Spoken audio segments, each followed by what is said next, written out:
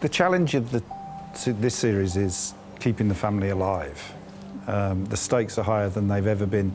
They're facing an enemy that is more lethal than any enemies they've faced so far. Luca Changretta represents Tommy's kind of arch nemesis this year. Every year he has some form of a nemesis. Luca Changretta is not someone you want to be at odds with.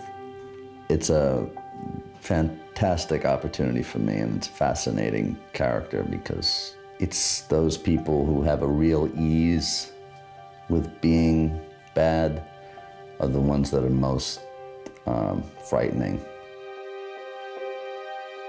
All of this material wealth and all of this power still can't protect you from this threat. They have to retreat to, you know, the mean streets of Birmingham. Tommy brings everybody back because the family is under an existential threat. The threat is that they are all going to be killed one by one. Nothing brings people together more than the unification of what they hate.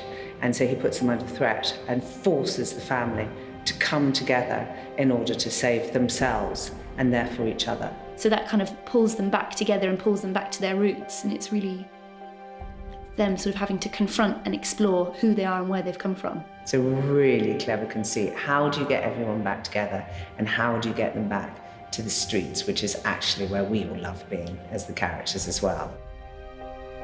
I always like seeing Watery Lane. I always like seeing that amazing street, you know, that endlessly long, dirty, dark street. I always think that's a really amazing visual image, which is so evocative of time and place and, you know, background. I think being thrust back into Small Heath has meant that she's had to completely reevaluate her tactics.